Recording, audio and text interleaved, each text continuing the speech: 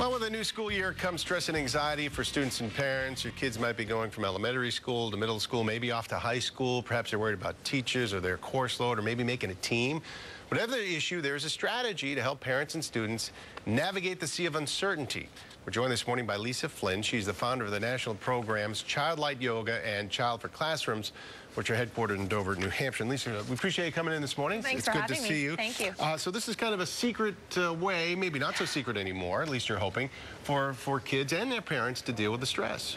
Absolutely. I mean, I think the power, what we're talking about is the power of our ability to self-regulate. Because let's face it, we can't manage the stressors around us. We can't manage our circumstances or our situations. We can't manage the fact that school's starting and it is a stressful time. But what we can do is manage our reaction to it. So this is something that kids can learn from their parents, parents can take part in. It's beneficial to both. Absolutely. I mean, think about it. If we're able to manage our mind-body state and we're able to be balanced and centered, as parents, we're going to be better parents. As educators, we're going to be more able to share with our students in a compassionate way. So it really helps everybody. Students, when we can help children to self-regulate, they're able to learn better, they're able to manage their behaviors, their social skills improve, and this is all research-based. So when you say self-regulate, what does that mean? Is this actually going through some exercises, for example? Absolutely, and I'd love to take you through that. Okay, if sure. I could. Yeah. Right. So the most important thing to do is to first notice that we're imbalanced in the first place. So I notice that every day. I know I'm imbalanced. So do I, and sometimes my kids like to point it out too. Yeah, I'm sure. So noticing is step number one, and that's part of the practice of mindfulness. It's just noticing what's happening with our breath, with our bodies, what's happening in our minds, and noticing it without judgment. So I can be angry, I can be nervous, and there's nothing wrong with that. Just noticing. So that's the first thing that we need to do, and as parents, we can help our kids do that as well. Through modeling. Okay. So the second thing that we can do is make a mindful choice about a tool that we know can help us self-regulate. And one of my absolute favorite, most simple tools is called balloon breathing. So it's something that we share in our programs. And it's very simple. Would you like to try it with me? Well, is it what it sounds like? Balloon breathing, right, yeah.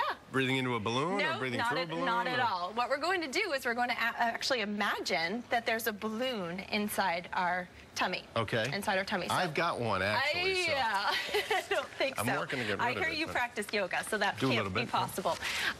So we'll have the kids, parents, whatever, actually put their hands on their bellies so that they can actually feel the expansion. So think about it. When we walk around breathing from our chest, our diaphragm doesn't go down. Right. And our belly doesn't expand. And so we're actually depriving ourselves of oxygen, okay?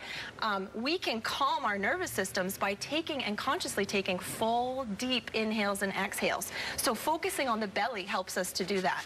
So we're going to breathe in. So you want to make sure your belly's coming in and out. Absolutely, and really focus on the belly expanding so the diaphragm comes down and the lungs expand. And at the same pace, exhaling back out through the nose. And really doing that for about 30 or 60 seconds. And then, from there, we're going to practice and regulate. And from there, we're going to reflect on the experience and help our children to do the same. What did you notice? Has there been a change?